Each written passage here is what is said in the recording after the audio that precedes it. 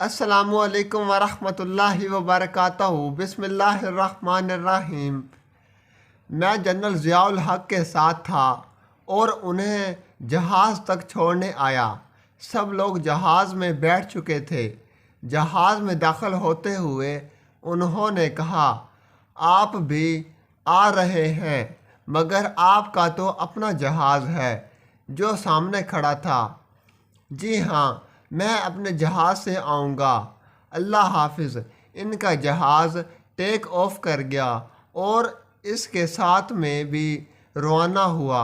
ابھی کوئی 10 منٹ ہوئے تھے کہ میرے پائلٹ کرنل معراج نے پریشانی کے عالم میں بتایا، سر، اسلام آباد کا کنٹرول پاکستان 1 سے رابطہ نہیں ہو رہا۔ میں بھی کوشش کر رہا ہوں لیکن کوئی رسپانس نہیں ہے۔ اللہ رحم کرے، کیا ہو سکتا ہے؟ ہم سب دعائیں پڑھنے لگے۔ پائلٹ نے بتایا، وہ سامنے دھواں نظر آ رہا ہے۔ دوسرے ہی لمحے ہمارا جہاز اس کے قریب پہنچ چکا تھا۔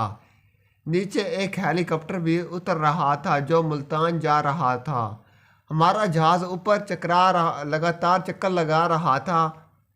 ہیلی کاپٹر کے پائلٹ سے رابطہ کیا تو انہوں نے بتایا کہ C-130 کریش ہو گیا ہے، آگ لگی ہوئی ہے، کوئی زندہ نظر نہیں آ رہا۔ اگست 1988 کو صدر پاکستان اور مسلح افواج کے سربراہ جنرل ضیاء الحق کی ناگہانی موت کی طرف روانگی سے قبل کی گفتگو کا احوال سابق آرمی چیف مرزا اسلم بیگ کی کتاب اقتدار کی مجبوریوں میں بیان کیا گیا ہے۔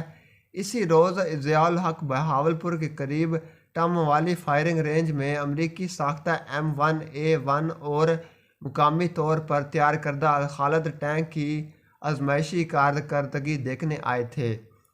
بہاولپور ایئرپورٹ سے ان کے طیارے نے 3:30 بجے پرواز بھری۔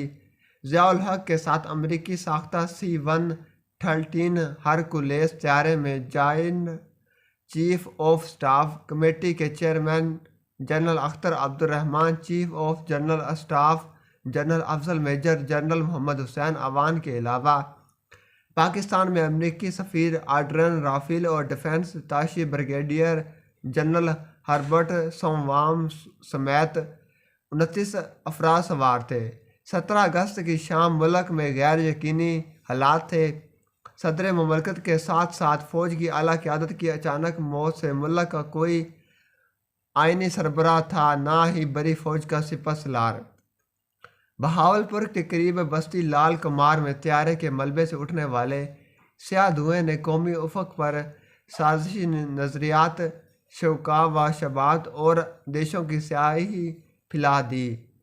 ضیاء الحق کے مجوزہ نئے نظام کی قسمت بھی 7 تاریخی کے حوالے ہو گئی۔